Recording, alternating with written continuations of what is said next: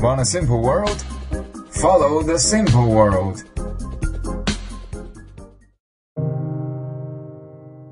If you pay close attention to the international politics, you will find that the great powers are always in quarrel, and sometimes armed forces have to be moved to help stop the quarrel. Meanwhile, small countries are asking powers for help, or taking benefits from outside to take part in quarrels in their own way. Quarrel actually is a relatively civilized behavior, especially a quarrel without dirty words.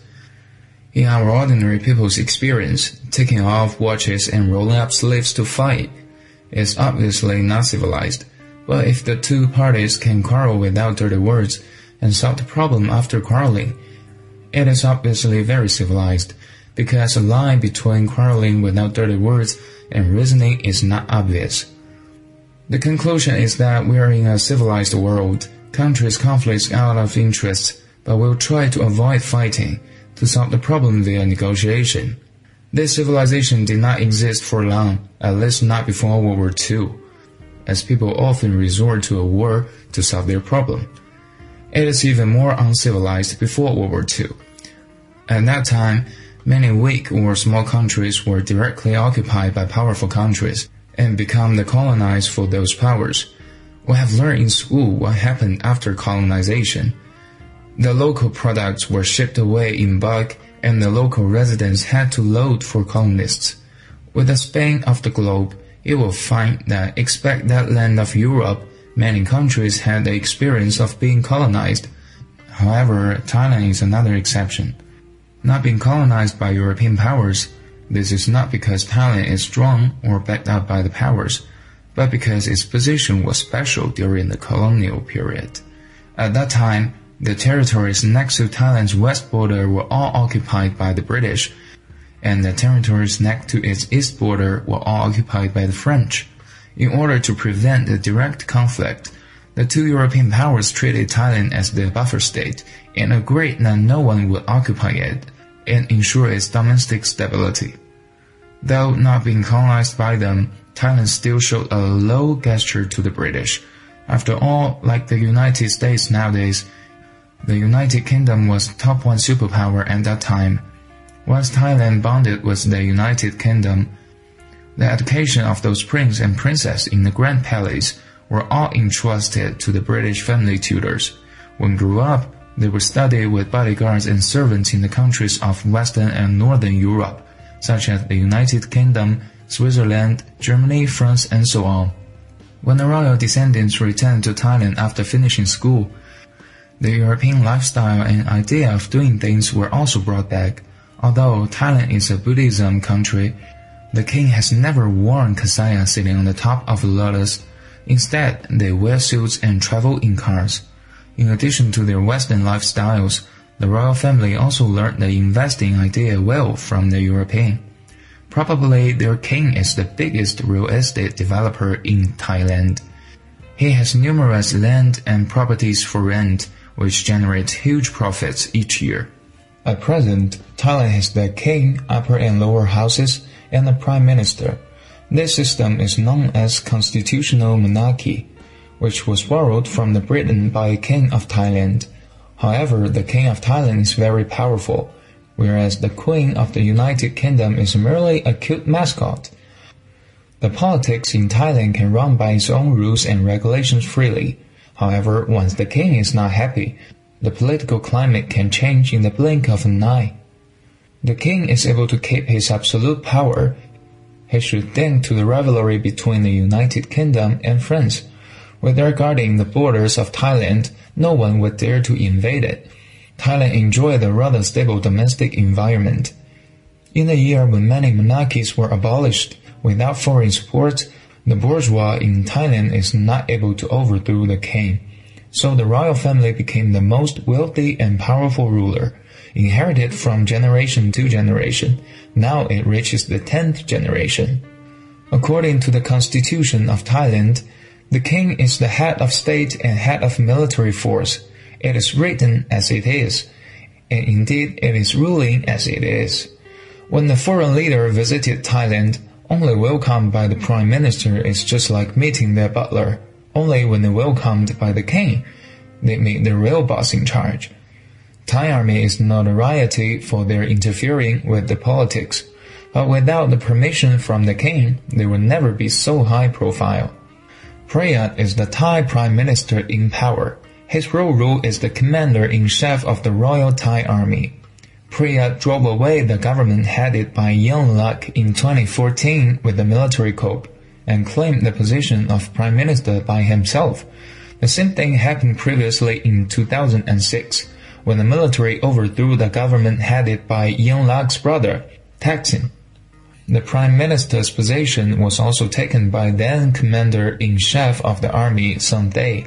If the army defends the homeland against foreign invaders, they are definitely the most admirable people. But if they become self-claimed civil servants by military coups, they will be despised. You can find many proofs from the contemptuous comments towards Prayat on the internet. Since 2014, Prayat has been the Prime Minister for 5 years, which already exceeded the longest tenure no more than 4 years. Theoretically, he shouldn't stay for so long in the position after taking over Rajma halfway. Under public criticism and King's inspiration, on the 24th this month, Thai's general election was held. Thai's election is similar to every country applying to parliamentary system, which means people are free to vote for members in the lower house. One securing the majority in the house will be ruling party. That can take over the Prime Minister's office. There are 500 members in the lower house, 350 out of which will be filled with the winners from various constituencies, and the remaining 150 will be allocated through a party list proportional system. Its formula is rather complicated. Basically, if a party owns higher votes, then less seats will be allocated to them. It's set to guarantee fairness by offering nameless parties an opportunity to participate in political affairs. Yet by doing so, it's barely possible to account for more than half seats at one time. Therefore, Thai's ruling party becomes a hybrid, with the head of the pool grouping bunch of green hands. This is what they called coalition. The bright side of coalition is fairness and a lower chance of making mistakes. In contrast to its low efficiency, contentions happen calmly before a birth of policy. The preliminary outcome of Thai's election has emerged. Pheu Thai Party ranks top so far, owning 138 seats. Coming up is the pro-military Thailand Prashrat Party, led by current PM Prayat, which took 97 seats, let other parties alone. After the first round, the remaining 150 are waiting to be allocated, but the top two parties won't get many, which makes no difference to their decisive lead. When the early result came out, Pheu Thai and pro-military party both declared victory, starting to form their own coalition government. Weird as it is, it's impossible for both counterparts to win at the same time, so who's the real winner? Then everyone turned to the Secretary General of the Election Commission. The Secretary General got so annoyed that he claimed in a news briefing to calm people down, they will uncover the outcome in May. It turns out that after Thais voted, 2 months still needed for releasing the final result. Since the Secretary General does not want to offend anyone and does not intend to show his cards, then let Mr. Politics answer this question for you guys. If you look back at the history of the Pheu Thai Party, you will find 2 big shots in it, Yingluck and her older brother, Thaksin. The Pheu Thai Party grew out of Thaksin's Thai Rak Thai Party, suffered many difficulties. It was renamed as Pheu Thai Party. This party is warmly welcomed by the Thai people. Its top rank this time is the best proof.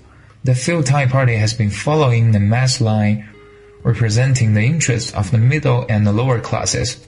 The Thailand Prashrat Party's leader is Prayat, the ex-commander of the Royal Thai Army. It is ranking second this time, which proves it is popular as well. The Thailand Prashrat Party represents the elite of Thailand, so we can say without exaggeration that its relationship with the Pheu Thai Party is tit for tat. Those confrontations between red shirts and yellow shirts are exactly supported by these 2 parties. Thailand's next Prime Minister is destined to emerge from these 2 parties. Who is going to win in the end? The current Prime Minister of Thailand, Prayut, the ex-commander of the Royal Thai Army we mentioned above, during his last 5 years term as the Prime Minister, has amended the constitution. After that, all the 250 members of the upper house are not appointed by election, but by the relevant authorities, which is led by Prayut. More importantly, if the candidates wants appointment to be confirmed, all members of the upper house and lower house would have to vote unanimously, and the majority of them need to agree.